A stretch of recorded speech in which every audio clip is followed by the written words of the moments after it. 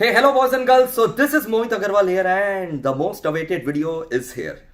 Now, YouTube is full of noise regarding the CA new curriculum. ये video आपको थोड़ा सा और जो है वो क्लैरिटी देगा, इस उम्मीद के साथ ये वीडियो बनाया जा रहा है CA न्यू कोर्स के ऊपर। वीडियो को पूरा लास्ट तक देखेगा और एक बार तो लाइक बटन पक्का पहले से जो है वो दबा दो। Today I am not in my best of my health, then also मैंने सोचा यार बच्चे इतने पैनिक हो रहे हैं, लगातार मेरे को जो है बोले जा रहे हैं सर वीडियो बनाइए, सर आपका वीडियो का बेताबी से इंतजार है। तो here I am with the new syllabus video. सबसे पहला बात मैं आपको ये बता दूं कि फाइनल के मेरे जो स्टूडेंट्स हैं बहुत बहुत ईमेल मैसेजेस करके they are in total panic. Why total panic? क्योंकि उनको लग रहा है कि सर नया सिलेबस 2023 में आ जाएगा, तो सर हम लोग जो अभी अपना 2-2.5 साल से पढ़ रहे हैं और मई 23 या नवंबर 23 में हमारा एग्जाम है, हम लोग क्या करें सर? क्या हम लोग शिफ्ट कर लें कि हम लोग रहें? हाथ जोड़ करके रिक्वेस्ट है सारे स्टूडेंट्स से, और ये वीडियो लास्ट तक शेयर करना सबके साथ, और सब लोग लास्ट तक देखो, चाहे फाउंडेशन के हो, चाहे इंटर के हो, चाहे फाइनल के हो, सबके लिए कुछ ना कुछ इस वीडियो में है। खासकर अभी मैं सबसे पहले फाइनल स्टूडेंट्स को अगर बताऊं जिनका एग्जाम मई 23 या नवंबर 23 में, आप डबल एश्योर्ड रहो, आप मई 23 नवंबर 23 में जो एग्जाम दे रहे हो अपने करंट एग्जिस्टिंग सिलेबस के हिसाब से ही दे रहे हो। Take my words in writing. थोड़ा सा बुद्धि लगाना होगा। आप लोग फाइनल वाले स्टूडेंट, आप लोग चार्टर्ड अकाउंटेंट्स बनने वाले हैं। जिन लोग भी सीए कोर्स में, सीए की तरह सोचना चालू करो। ये जो अभी नोटिफिकेशन आया है ये ऑफिशियल फाइनल फाइनल ऑफिशियल तो है बट ऑफिशियल ड्राफ्ट नोटिफिकेशन है, ये फाइनल नोटिफिकेशन नहीं है। Why don't you understand? ICAI ने जो ड्राफ्ट नोटिफिकेशन रिलीज किया है ये भी एक प्रोसेस का पार्ट है। ड्राफ्ट नोटिफिकेशन रिलीज करना पड़ता है, 30 डेज का टाइम रहता है ताकि पब्लिक जो है, स्टेक होल्डर्स जो है उसके ऊपर अपना कमेंट दे सके। फिर जो कमेटी आईसीए ने बना रखा है सब कमेंट्स जो है रिव्यू करेगा, फिर जाकर के फाइनल नोटिफिकेशन आउट होगा। फिर उसके बाद अप्रूवल्स लेने पड़ेंगे रेगुलेटरी अथॉरिटी से, जो कि इस केस में मिनिस्ट्री ऑफ कॉर्पोरेट अफेयर्स है। उसके बाद जाकर के सिलेबस इंप्लीमेंट होगा। ठीक है, जब सिलेबस फाइनल होगा उसके बाद स्टडी मैट के चैप्टर्स फाइनल होंगे, स्टडी मैट के चैप्टर्स फाइनल होंगे तो अंदर का कंटेंट फाइनल होगा। तब जाकर के नए मैट्स डिजाइन किए जाएंगे और तब जाकर के नए मैट्स भेजे जाएंगे, तब जाकर के आप लोग पढ़ाई स्टार्ट करोगे। समय लग जाएगा ना, ये सब में समय लग जाएगा ना। ऐसा तो नहीं है कि अभी स्टडी मैट ही आपके लिए रेडी पड़ा है। You understand? बिकॉज सब्जेक्ट हो सकता है आपको लग रहा हो कि 2 सब्जेक्ट हटाया है सर, खाली 2 ही सब्जेक्ट तो हटा है। अरे बहुत सब्जेक्ट के अंदर भी तो बहुत सारा भूचाल आ रखा है, चेंजेस आएगा। ओके, तो जिन लोग का भी जो भी टर्म है, ठीक है, फाइनल वाले बच्चों का, चाहे वो मई 23 हो, चाहे नवंबर 23 हो, चाहे इनफैक्ट मैं बोलूंगा मई 24 हो, आप लोग अपना करंट जो है वो पढ़ाई जारी रखो। ऐसा नहीं हो कि आप लोग अपना पढ़ाई छोड़ छाड़ करके बैठ जाओ। ठीक है, आप लोग अपना पढ़ाई जो है पूरा जोर शोर से जारी रखो, कंफर्टेबल एकदम। इंटरमीडिएट वाले बच्चे, हे भगवान मैं अब क्या बोलूं, क्लासरूम में मैं जब जा रहा हूं तो इंटर वाले बच्चे पूछ रहे हैं जो जिनका नवंबर 22 में एग्जाम है या जो मई 23 में देने वाले हैं, सर हम लोग फाउंडेशन पास करके बैठे हैं, मई 23 में हम लोग सोच रहे हैं अटेम्प्ट देने का, तो सर हम लोग नए सिलेबस में देते। हे भगवान भाई, जो तुम पढ़ रहे हो सिलेबस तुम उसी में दो भाई। क्योंकि क्या है, इंटर में जो मान लो तुम्हारा नेगोशिएबल इंस्ट्रूमेंट एक्ट है, इंटर वाले लॉ में एनआई एक्ट है, ठीक है, इसके अलावा तुम्हारा इंडियन कॉन्ट्रैक्ट एक्ट में स्पेशल कॉन्ट्रैक्ट्स है, आईओएस एचईसी है, वो सब हो सकता है फाउंडेशन लेवल पर शिफ्ट हो जाए, जो कि ऑलरेडी तुम पार कर चुके हो। तो फाउंडेशन में तुम पढ़े नहीं, वो इंटर में तुम पढ़ना नहीं चाह रहे हो, तुम नए सिलेबस में जा रहे हो, तो पढ़ोगे कब भाई, पढ़ोगे कब? समझ में आ गया सर? जिसका जो अभी सिलेबस है वो वही रहे, ठीक है, और अपने एग्जिस्टिंग पैटर्न के हिसाब से आपको पढ़ना है। अब चेंजेस क्या प्रपोज्ड है, ठीक है, और आपको वो ऑप्शन मिलेगा कि नहीं मिलेगा, मैं सब डिटेल में चर्चा कर रहा हूं। फाउंडेशन, इंटर एंड फाइनल एक एक करके मैं चर्चा कर रहा हूं। ठीक है, बहुत फास्ट मैं बोलूंगा, ध्यान से सुनते चलो। फाउंडेशन में पहले भी 4 पेपर होते थे, अभी भी 4 पेपर होंगे। ठीक है, वो 4 पेपर कौन कौन से? अकाउंट्स, लॉ, बीएमएलआरएस यानी business maths, statistics, logical reasoning, and आपका 4th पेपर बताओ बिजनेस इकोनॉमिक्स। चेंज क्या है?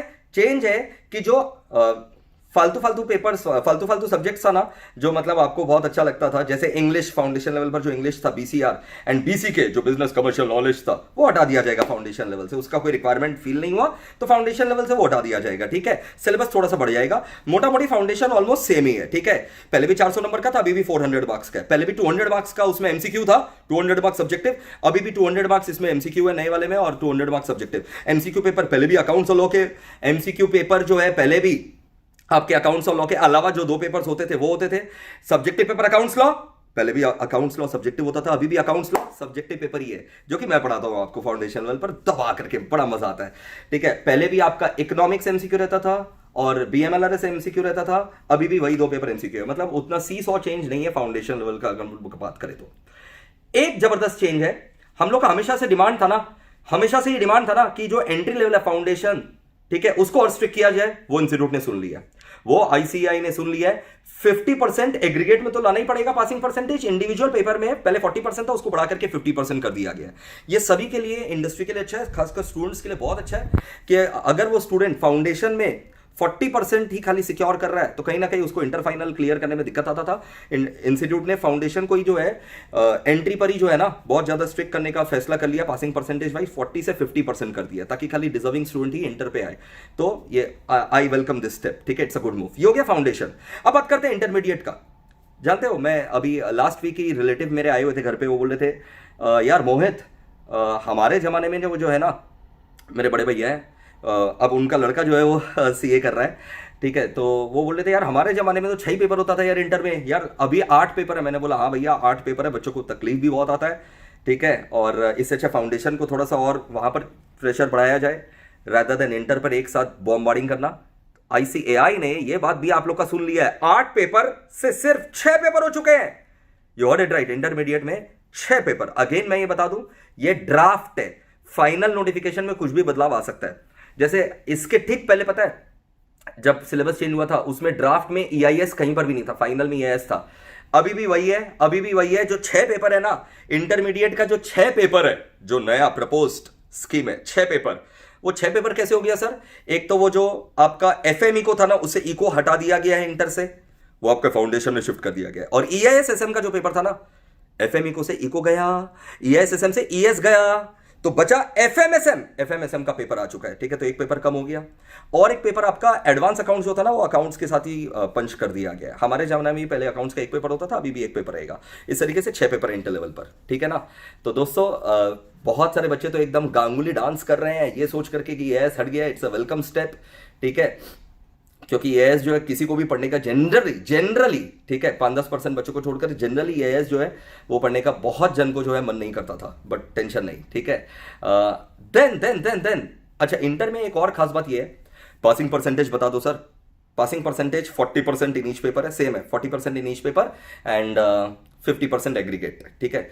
एंड ब्रेकिंग न्यूज, लाइक ठोक दो, 30% एमसीक्यू इन एवरी पेपर। पहले खाली आपके थ्योरी पेपर में होता था, अब 30% एमसीक्यू इन एवरी पेपर है। अच्छा, लॉ में यस 100 मार्क्स कॉर्पोरेट लॉ, मतलब जिसमें मेरा स्पेशलिटी है जो आप जानते हैं, 100 मार्क्स का प्योर कॉर्पोरेट लॉ होने वाला है। पहले क्या 60-40 रहता था, 60 मार्क्स का कॉर्पोरेट लॉ, 40 मार्क्स का बिजनेस लॉ। बिजनेस लॉ को फाउंडेशन में शिफ्ट कर दिया जाएगा, अब 100 मार्क्स का कॉर्पोरेट लॉ हो जाएगा। So double thumbs up. ये हो गया इंटरमीडिएट का बात। फाइनल लेवल वाले बच्चों, मेरे को ये बताना, ठीक है, मैं सब बच्चों से रिक्वेस्ट करूंगा, मेरे को ये बताना, मैंने क्लास में आपको कहा था कि नहीं कहा था कि गोइंग फॉरवर्ड, मैं 2 साल से 3 साल से चीख चीख करके चिल्ला रहा हूं कि गोइंग फॉरवर्ड आप देखेंगे कि सब कुछ ओपन बुक हो जाएगा, सब कुछ ओपन बुक। फाइनल लेवल में सबसे पहला बात, खाली 6 पेपर हुआ करेगा, 6 का 6 ओपन बुक एग्जाम है या रेस्ट्रिक्टेड ओपन बुक एग्जाम। मतलब हो सकता है आपको बोल दे खाली इंस्टीट्यूट का मटेरियल लेकर के आना, या हो सकता है 1 मैट लेकर के आना, इस तरीके से।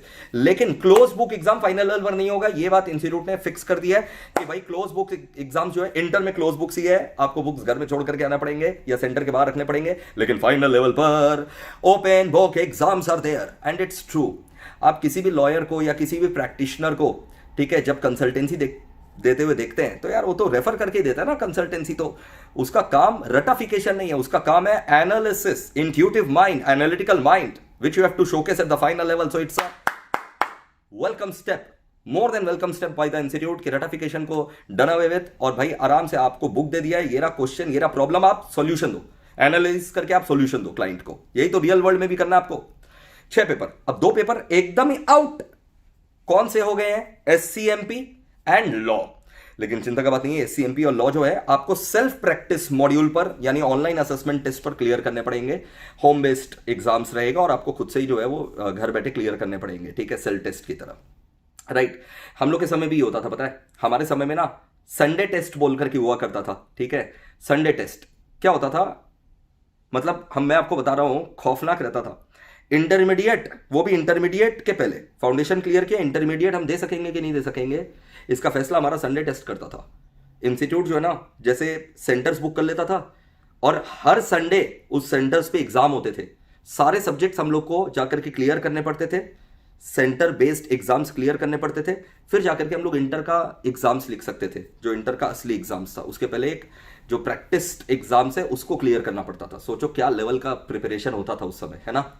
तो उसी तरीके से फाइनल लेवल पर भी इन्होंने 2-3 पेपर को जो है शिफ्ट कर दिया है, और एक paper multi disciplinary case studies कर दिया है, जो कि सीएस इंस्टीट्यूट कब से कर रखा है, सीए इंस्टीट्यूट अब किया है कि भाई सारे चीजों को मिक्स करके जो है मल्टी डिसिप्लिनरी केस स्टडी का पेपर रहेगा, ठीक है, to test your knowledge. Pass percentage यहाँ पर 40% इंग्लिश पेपर है एंड एग्रीगेट में 50% है, ठीक है। और भाई अगर आपको इन्फॉर्मेशन अच्छा लगा हो, वीडियो को लाइक पक्का से शेयर कर और शेयर पक्का से करिएगा ताकि सब तक सही न्यूज़ पहुंच सके, ठीक है। कमेंट बॉक्स में पक्का से कमेंट करके बताना है। अच्छा, आप लोग सब भी स्टेक होल्डर्स हैं, हम लोग भी सब स्टेक होल्डर्स हैं। मैं सारे टीचर से रिक्वेस्ट करूंगा, सारे सीए से रिक्वेस्ट करूंगा, ठीक है, बहुत बार, और सारे स्टूडेंट से भी रिक्वेस्ट करूंगा। बहुत बार स्टूडेंट्स लोग बोलते हैं कि सर सिलेबस में हमें ये अच्छा नहीं लगता।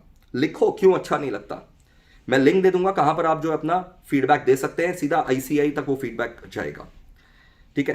टीचर्स बहुत बार कंप्लेन करते हैं कि इस पोर्शन का दरकार नहीं है, तो सारे टीचर्स से रिक्वेस्ट है, किस पोर्शन का दरकार नहीं है, अभी भी टाइम है, बता दीजिए। सीए इन प्रैक्टिस लोग से मैं रिक्वेस्ट करूंगा, वो अक्सर क्रिटिसाइज करते हैं नए स्टूडेंट्स को, इनको ये नहीं आता, वो नहीं आता, आजकल का करिकुलम में ये नहीं सिखाया जाता, तो क्या नहीं सिखाया जाता अभी बता दीजिए, rather than criticising later, okay. अगर आप अभी अपना सजेशन या फीडबैक नहीं देंगे तो आपको कोई अधिकार नहीं है बाद में क्रिटिसाइज करने का।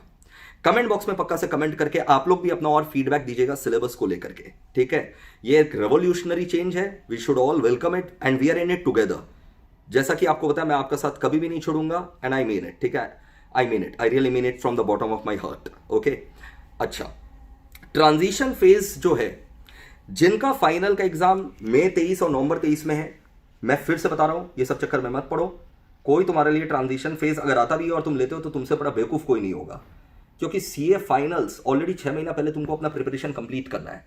एंड मई 23, यहां से मई 23 समझ लो तुमको 4-5 महीना में अपना सिलेबस कंप्लीट करना है बेटा, है ना।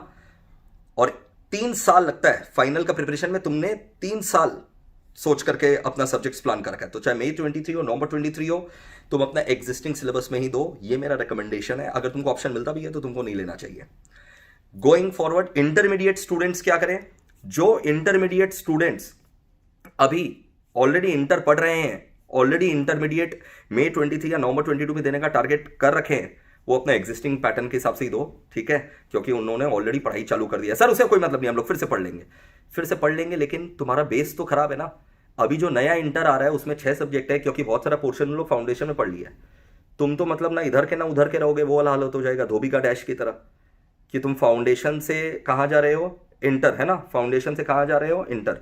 Good humour, I maintain good humour, foundation से इंटर जा रहे हो, लेकिन तुमने फाउंडेशन कम वाला पढ़ा है और इंटर भी कम वाला पढ़ रहे हो, तो तुम्हारा बेस तो हिल जाएगा ना। It's not good for your career. Clear, getting my point.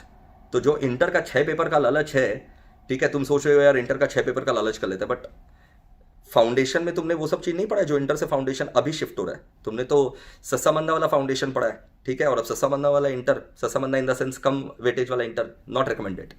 सो जिन्होंने अपना फाउंडेशन एग्जिस्टिंग में किया है, इंटर भी एग्जिस्टिंग में करें, ठीक है। और सिलेबस बनने में, फाइन ट्यूनिंग बनने में, फिर स्टडी मटेरियल्स नए इशू होने में बहुत टाइम लगता है, तो अपना समय बर्बाद नहीं करें। जो एग्जिस्टिंग कर रहे हैं वो अपने एग्जिस्टिंग हिसाब से ही पढ़ें, ठीक है।